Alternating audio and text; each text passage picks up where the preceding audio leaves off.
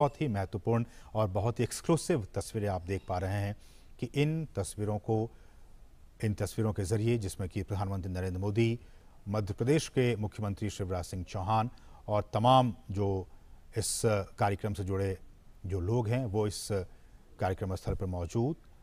और ये देखिए, प्रधानमंत्री उन तमाम 8 चीतों को, उनके क्रेट्स को अब ये खोल दिया गया। और ये देखिए, पहला चीता खुद फोटोग्राफी करते हुए। ये बहुत ज़्यादा ये महत्वपूर्ण पल। आप सोचिए, 70-75 साल हो गए हमारे देश में चीते विलुप्त हो गए थे, और उस विलुप्ति के बाद कई सालों तक बहुत विचार विमर्श के बाद कि आखिरकार फिर से हमारे जंगलों में कैसे चीतों की वापसी हो सके। ये देखिए, ये वही चीते, अब हमारे नामीबिया के ये चीते अब कूनो नेशनल पार्क में पहुंच चुके हैं। ये आसपास के वातावरण को देख रहे हैं, महसूस कर रहे हैं, क्योंकि एक बहुत ही अलग इन्हें एहसास हो रहा होगा नामीबिया के जंगलों से। अब ये सीधे भारत के जंगलों में कूनो नेशनल पार्क में अब ये पहुंच चुके हैं। प्रधानमंत्री इस बहुत ही महत्वपूर्ण क्षण का लुत्फ उठाते हुए और उन तस्वीरों को अपने कैमरे में कैद करते हुए, साथ में आपने देखा मध्य प्रदेश के मुख्यमंत्री शिवराज सिंह चौहान भी मौजूद थे। कुल 8 चीतों को हिंदुस्तान लाया गया है। जैसा कि हमने बताया कि इनमें 5 मादा चीता हैं और 3 नर चीता हैं। इन 8 चीतों को आपने देखा, प्रधानमंत्री ने विशेष जो क्रेट्स थे उन क्रेट्स को खोल दिया गया और फिर वो सभी 8 चीते अब मुक्त हो चुके हैं। लेकिन ये अभी जंगलों में नहीं जाएंगे। ये एक बहुत ही ख़ास एरिया बनाया गया है। उन्हीं ख़ास एरिया में अभी ये 1 महीने तक रहेंगे और उसके बाद फिर इनकी लगातार मॉनिटरिंग की जा रही है। मॉनिटरिंग की जाएगी। आप देख सकते हैं इन चीतों के जो गर्दन है उस पर एक कॉलर, जो GPS टैग है वो लगा हुआ है, ताकि इनकी मॉनिटरिंग की जा सके। और मैं उसी पर लौट भी रहा था कि सभी चीतों के गर्दन पर उनके नाम या फिर कोड के हिसाब से सैटेलाइट या फिर GPS VHF कॉलर्स लगा दिए गए हैं। और इसी नेशनल पार्क में जो हम आपको दिखा रहे हैं, ये कूनो राष्ट्रीय उद्यान, कूनो नेशनल पार्क, इसमें एक डेटा डाउनलोड फैसिलिटी सेंटर बनाई गई है। और इस इक्विपमेंट को, रेडियो टेलीमेट्री इक्विपमेंट को खरीदने और फैसिलिटी बनाने की सारी प्रक्रिया 4 से 6 महीने में पूरी कर ली जाती है। और ये जो आप देख रहे हैं इनके गर्दन में, इनको वहीं पे इन चीतों को लाने से पहले ही इनको नामीबिया पहुंचा दिया गया था। और फिर इन्हें ये तमाम जो कॉलर हैं, RF ये कॉलर, इनको लगाकर ही इन्हें लाया गया है। रेडियो कॉलर है इन्हें, और इनकी ताकि इनकी जो ट्रैकिंग है, इनकी निगरानी वो हो सके रेडियो कॉलर के ज़रिए। और फिर इन्हें हम जैसे कि बता रहे हैं कि इनको आइसोलेशन में रखा जाएगा और फिर इन्हें जंगलों में मुक्त किया जाएगा। तो ये कुछ अहम बातें हमने आपको बताई कि किस तरह से वहाँ पे इन्हें पकड़ा गया और फिर उनके बाद उनको जो तमाम रूल्स एंड रेगुलेशंस हैं उनके ज़रिए इन 8 चीतों को भारत लाया गया है। 70 साल पहले हमारे देश में बहुत सारी चीते हुआ करते थे, लेकिन किन्हीं ना किन्हीं वजहों से वो सारे विलुप्त होते चले गए। कुछ अवैध शिकारियों के शिकार बन गए। एक भी हमारे देश में चीता नहीं बचा। लेकिन सरकार लगातार कई सालों से प्रयास कर रही थी कि हम जो हैं वो इन चीतों को वापस से एक बार फिर से लाएं, चूँकि पारिस्थितिकी तंत्र भारत का भी बहुत बेहतर है। और जैसे कि हमने कहा कि नामीबिया के जो वैज्ञानिक थे वो महीनों तक यहाँ पे आते रहे, जाते रहे, और यहाँ का जो भूवैज्ञानिक स्थिति है, यहाँ की जो जलवायु है, उनका उन्होंने अध्ययन किया। और अध्ययन करने के बाद ही वो इस नतीजे पर पहुँचे कि इन तमाम चीतों को मध्य प्रदेश में जो कूनो नेशनल पार्क है, वहाँ की जो स्थिति है, परिस्थिति है, जलवायु है, उसके हिसाब से छोड़ना ज़्यादा उचित होगा। तो उसके बाद ही ये फैसला लिया गया। और हमने आपको बताया कि इन तमाम चीतों के गर्दन में रेडियो कॉलर लगे हुए हैं ताकि इनकी मॉनिटरिंग की जा सके। और विशेष हमने बताया कि आपको चिनूक हेलीकॉप्टर के ज़रिए इनको यहाँ पे लाया गया। और प्रधानमंत्री मोदी आप देख सकते हैं इनको विशेष जो क्रेट्स थे उनको खोलकर और प्रधानमंत्री ने इनको खुद वहाँ मुक्त किया, वो वहाँ पे अब विचरण कर रहे हैं। जो चीता प्रोजेक्ट है, अगर मैं इसकी बात करूं, ये भी बहुत महत्वपूर्ण है आपके लिए जानना कि किस तरह से भारत में चीतों को एक बार फिर से बसाने की यहाँ पे कार्य योजना बनाई गई और इस योजना के तहत 5 साल में देश के कई नेशनल पार्क में ऐसी उम्मीद की जा रही है, जो हमारे वैज्ञानिक हैं, जीव वैज्ञानिक हैं, उनकी तरफ से ये कहा जा रहा है कि अगर ये ट्रांसलोकेशन और यहाँ पे ये सारी चीज़ें सही अनुमान के मुताबिक प्लानिंग के हिसाब से सब कुछ ठीक रहा तो आने वाले 5 से 10 साल में इनके ज़रिए और भी जो बच्चे होंगे उनको ऐसे उम्मीद की जा रही है कि 40 से 50 चीते पैदा होंगे और फिर उनको देश के अलग अलग नेशनल पार्क में फिर उन्हें बसाया जाएगा। बहुत ही महत्वपूर्ण। अभी तो सिर्फ ये 8 चीते कूनो नेशनल पार्क में आए हैं, लेकिन इन के बाद इनकी जब आबादी बढ़ेगी, ऐसी उम्मीद की जा रही है कि 40 से 50 के तादाद में इनकी आबादी होगी आने वाले 5 सालों में, तो उसके बाद इनको फिर देश के अलग अलग नेशनल पार्क में फिर इन चीतों को बसाने का काम किया जाएगा।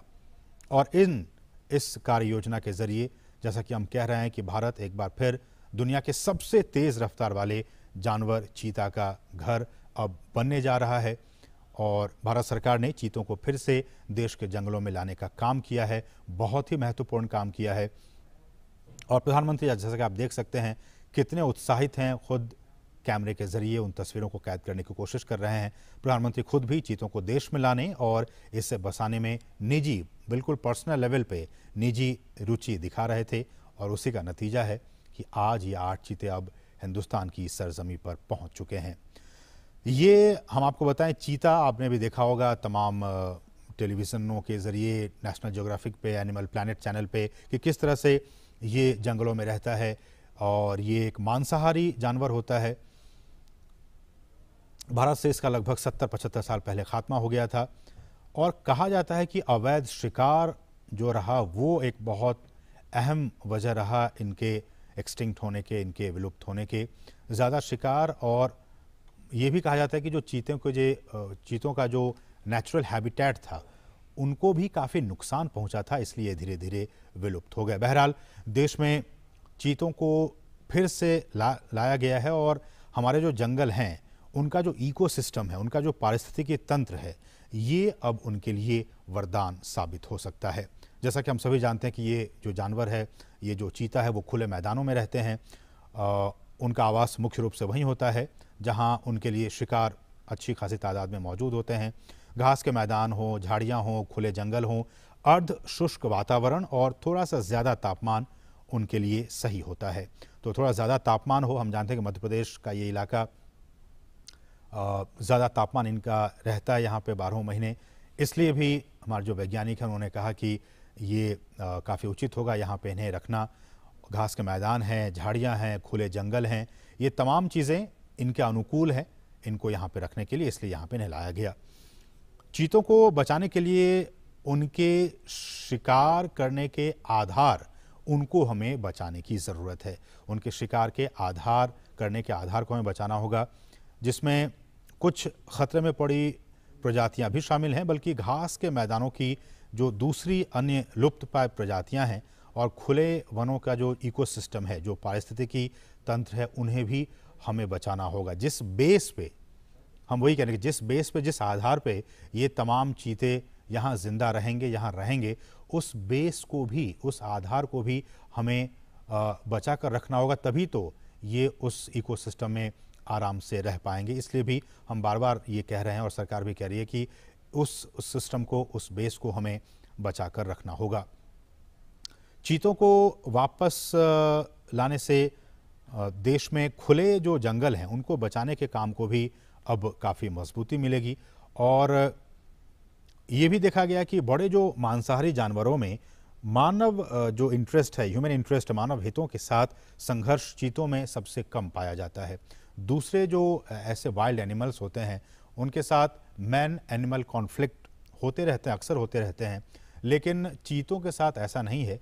चीतों के साथ जो मैन एनिमल कॉन्फ्लिक्ट है वो बाकी जो ऐसे एनिमल्स हैं, वाइल्ड एनिमल्स हैं, उनके मुकाबले काफ़ी कम ऑब्जर्व किया गया है, काफ़ी कम देखा गया है। वो सामान्यतया मनुष्यों के लिए खतरा नहीं होते हैं और जो बड़े पशु हैं उन पे भी वो सामान्यतया हमला नहीं करते हैं। और wild life trust of India ने इसकी शुरुआत की थी कि किस तरह से इसको लाया जाए, और दुनिया भर के विशेषज्ञों, पर्यावरण, वन और जलवायु परिवर्तन मंत्रालय सहित भारत सरकार के कई अधिकारियों, राज्य सरकार के अधिकारियों ने इसके लिए कई दौर की बैठकें की। भारत सरकार के अधिकारी, मध्य प्रदेश सरकार के अधिकारी, वन विभाग के अधिकारी, नामीबिया से जुड़े अधिकारी, इन तमाम अधिकारियों की कई महीनों से लगातार बैठकें हो रही थी ताकि ये सारा जो काम है वो बहुत ही इजी वे में हो सके। और इसके लिए जो साइट सर्वे का काम है उसका फैसला लिया गया था।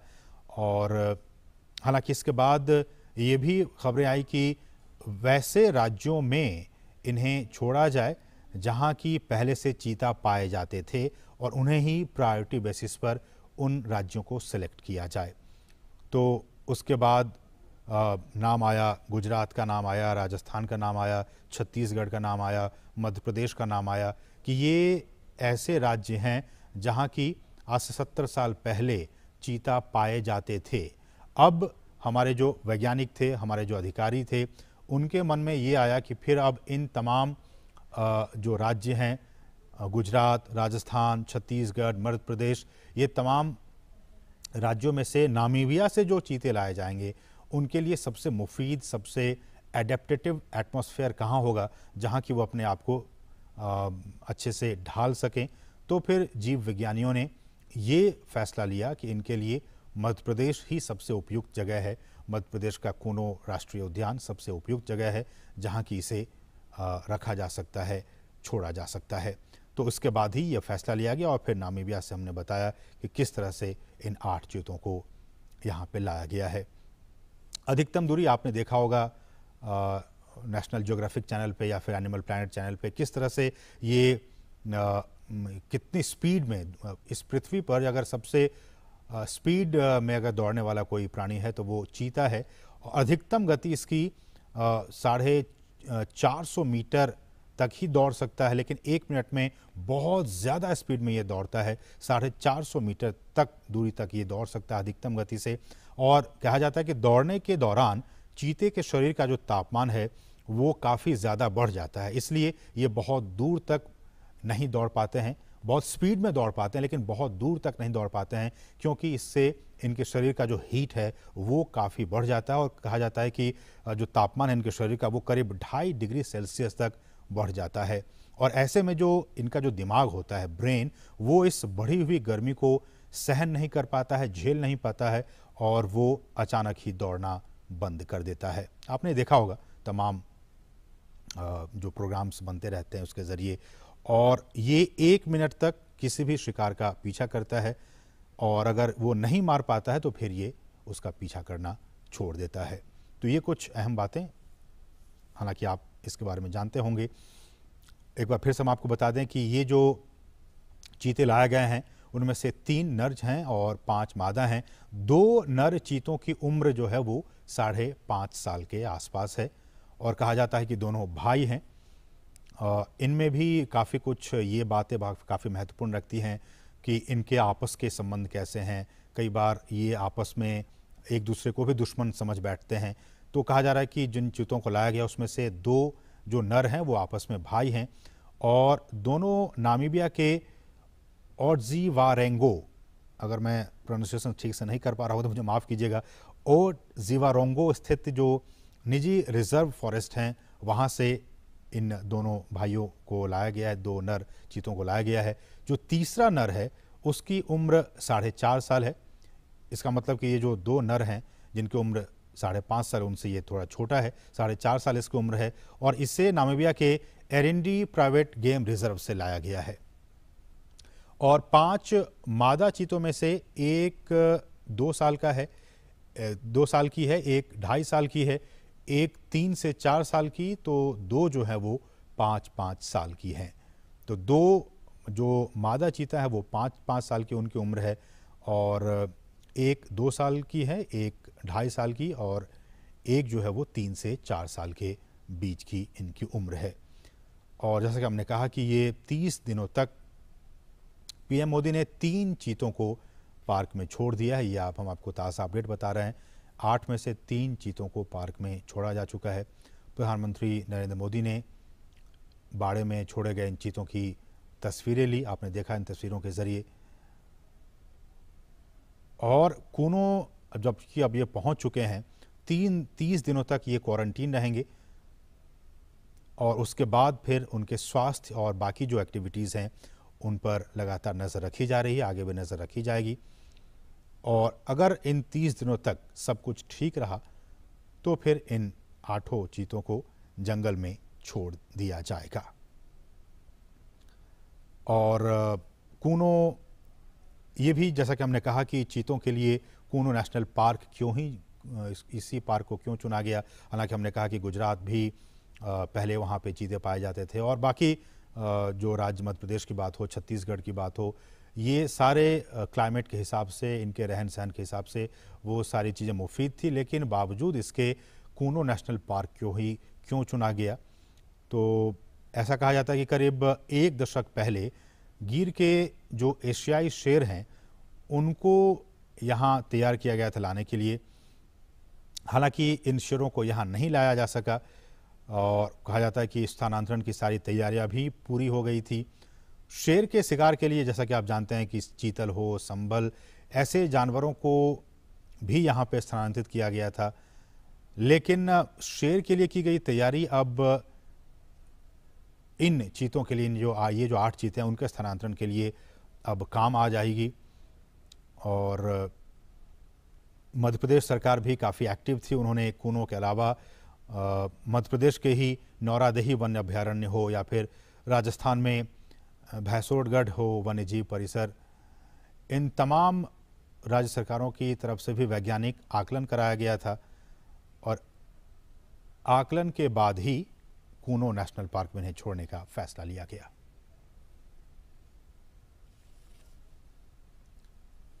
और भारत में 7 दशक के बाद चीतों की वापसी के ऐतिहासिक अवसर पर आइए सुनते हैं प्रधानमंत्री का ये बहुत ही खास संदेश। नमस्कार मेरे प्यारे देशवासियों,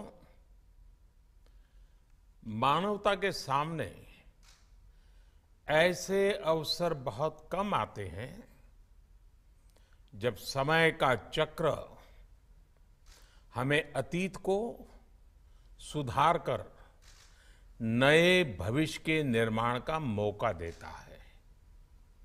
आज सौभाग्य से हमारे सामने एक ऐसा ही क्षण है। दशकों पहले जैव विविधता की सदियों पुरानी जो कड़ी टूट गई थी, विलुप्त हो गई थी, आज हमें उसे फिर से जोड़ने का मौका मिला है। आज भारत की धरती पर चीता लौट आए हैं और मैं ये भी कहूंगा कि इन चीतों के साथ ही भारत की प्रकृति प्रेमी चेतना भी पूरी शक्ति से जागृत हो उठी है। मैं इस ऐतिहासिक अवसर पर सभी देशवासियों को बहुत बहुत बधाई देता हूं। विशेष रूप से मैं हमारे मित्र देश नामीबिया और वहां की सरकार का भी धन्यवाद करता हूं, जिनके सहयोग से दशकों बाद चीते भारत की धरती पर वापस लौटे हैं।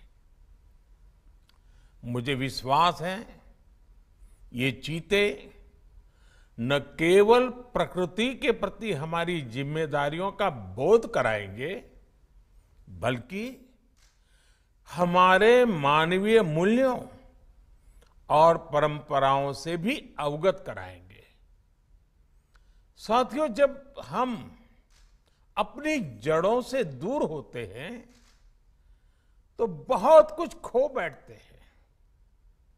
इसलिए ही आजादी के इस अमृत काल में हमने अपनी विरासत पर गर्व और गुलामी की मानसिकता से मुक्ति जैसे पंच प्राणों के महत्व को दोहराया है।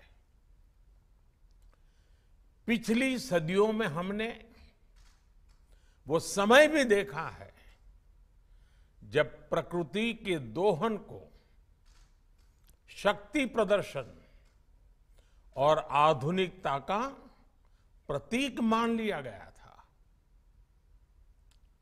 1947 में जब देश में केवल आखिरी 3 चीते बचे थे तो उनका भी साल के जंगलों में निष्ठुरता और गैर जिम्मेदारी से शिकार कर लिया गया। ये दुर्भाग्य रहा कि हमने 1952 में चीतों को देश से विलुप्त तो घोषित कर दिया, लेकिन उनके पुनर्वास के लिए दशकों तक कोई सार्थक प्रयास नहीं हुआ। आज आजादी के अमृत काल में अब देश नई ऊर्जा के साथ चीतों के पुनर्वास के लिए जुट गया है। अमृत में तो वो सामर्थ्य होता है जो मृत को भी पुनर्जीवित कर देता है। मुझे खुशी है कि आजादी के अमृत काल में कर्तव्य और विश्वास का ये अमृत हमारी विरासत को, हमारी धरोहरों को और अब चीतों को भी भारत की धरती पर पुनर्जीवित कर रहा है। इसके पीछे हमारी वर्षों की मेहनत है। एक ऐसा कार्य राजनीतिक दृष्टि से जिसे कोई महत्व नहीं देता, उसके पीछे भी हमने भरपूर ऊर्जा लगाई। इसके पीछे एक विस्तृत चीता एक्शन प्लान तैयार किया गया। हमारे वैज्ञानिकों ने लंबी रिसर्च की, साउथ अफ्रीकन और नामीबियाई एक्सपर्ट के साथ मिलकर काम किया। हमारी टीम्स वहां गई, वहां के एक्सपर्ट भी भारत आए। पूरे देश में चीतों के लिए सबसे उपयुक्त क्षेत्र के लिए वैज्ञानिक सर्वे किए गए और तब कूनो नेशनल पार्क को इस शुरुआत के लिए चुना गया। और आज हमारी वो मेहनत परिणाम के रूप में हमारे सामने है। साथियों, ये बात सही है कि जब प्रकृति और पर्यावरण का संरक्षण होता है तो हमारा भविष्य भी सुरक्षित होता है, विकास और समृद्धि के रास्ते भी खुलते हैं। कूनो नेशनल पार्क में जब चीता फिर से दौड़ेंगे तो यहां का ग्रासलैंड इकोसिस्टम फिर से रिस्टोर होगा, बायोडायवर्सिटी और बढ़ेगी। आने वाले दिनों में यहां इको टूरिज्म भी बढ़ेगा, यहां विकास की नई संभावनाएं जन्म लेगी, रोजगार के अवसर बढ़ेंगे। लेकिन साथियों, मैं आज आपसे सभी देशवासियों से एक आग्रह भी करना चाहता हूं। कूनो नेशनल पार्क में छोड़े गए चीतों को देखने के लिए देशवासियों को कुछ महीने का धैर्य दिखाना होगा, इंतजार करना होगा। सहयोग करना होगा। आज ये चीते मेहमान बनकर आए हैं, इस क्षेत्र से अनजान है। कूनो नेशनल पार्क को ये चीते अपना घर बना पाए, इसके लिए हमें इन चीतों को भी कुछ महीने का समय देना होगा। अंतर्राष्ट्रीय गाइडलाइंस पर चलते हुए भारत इन चीतों को बसाने की पूरी कोशिश कर रहा है। हमें अपने प्रयासों को विफल नहीं होने देना है। साथियों, दुनिया आज जब प्रकृति और पर्यावरण की ओर देखती है तो सस्टेनेबल डेवलपमेंट की बात करती है, लेकिन प्रकृति और पर्यावरण, पशु और पक्षी भारत के लिए एक केवल सस्टेनेबिलिटी और सिक्योरिटी के विषय ही सिर्फ है ऐसा नहीं है। हमारे लिए ये हमारी सेंसिबिलिटी और स्पिरिचुअलिटी का भी आधार है। हम वो लोग हैं जिनका सांस्कृतिक अस्तित्व सर्वम खल्विदम ब्रह्म इस मंत्र पर टिका हुआ है। अर्थात संसार में पशु, पक्षी, पेड़, पौधे, जड़, चेतन जो कुछ भी है वो ईश्वर का ही स्वरूप है, हमारा अपना ही विस्तार है। हम वो लोग हैं जो कहते हैं परम परोपकारार्थम यो जीवति सह जीवति, अर्थात खुद के फायदे को ध्यान में रख करके जीना वास्तविक जीवन नहीं है। वास्तविक जीवन वो जीता है जो परोपकार के लिए जीता है। इसलिए हम जब खुद भोजन करते हैं उसके पहले पशु पक्षियों के लिए अन्न निकालते हैं। हमारे आसपास रहने वाले छोटे से छोटे जीव की भी चिंता करना हमें सिखाया जाता है, बचपन से सिखाया जाता है। हमारे संस्कार ऐसे हैं कि कहीं अकारण किसी जीव का जीवन चला जाए तो हम अपराध बोध से भर जाते हैं। फिर किसी पूरी जीव जाति का अस्तित्व ही अगर हमारी वजह से मिट जाए, ये हमें कैसे स्वीकार हो सकता है? आप सोचिए, हमारे यहां कितने ही बच्चों को ये पता तक नहीं होता है कि जिस चीता के बारे में सुनकर वो बड़े हो रहे हैं वो उनके देश से पिछली शताब्दी में ही लुप्त हो चुके हैं। आज अफ्रीका के कुछ देशों में और ईरान में चीता पाए जाते हैं, लेकिन भारत का नाम उस लिस्ट से बहुत पहले हटा दिया गया था। आने वाले वर्षों में बच्चों को इस विडंबना से नहीं गुजरना पड़ेगा। मुझे विश्वास है वो चीता को अपने ही देश में कूनो नेशनल पार्क में दौड़ता देख पाएंगे। चीता के जरिए आज हमारे जंगल और जीवन उसका एक बड़ा शून्य भर रहा है। साथियों, आज 21वीं सदी का भारत पूरी दुनिया को संदेश दे रहा है कि इकोनॉमी और इकोलॉजी कोई विरोधाभासी क्षेत्र नहीं है। पर्यावरण की रक्षा के साथ ही देश की प्रगति भी हो सकती है। ये भारत ने दुनिया को करके दिखाया है। आज एक और हम विश्व की तेजी से बढ़ती अर्थव्यवस्था में शामिल है, तो साथ ही देश के वन क्षेत्रों का विस्तार भी तेजी से हो रहा है। साथियों, 2014 में हमारी सरकार बनने के बाद से देश में करीब करीब 250 नए संरक्षित क्षेत्र जोड़े गए हैं।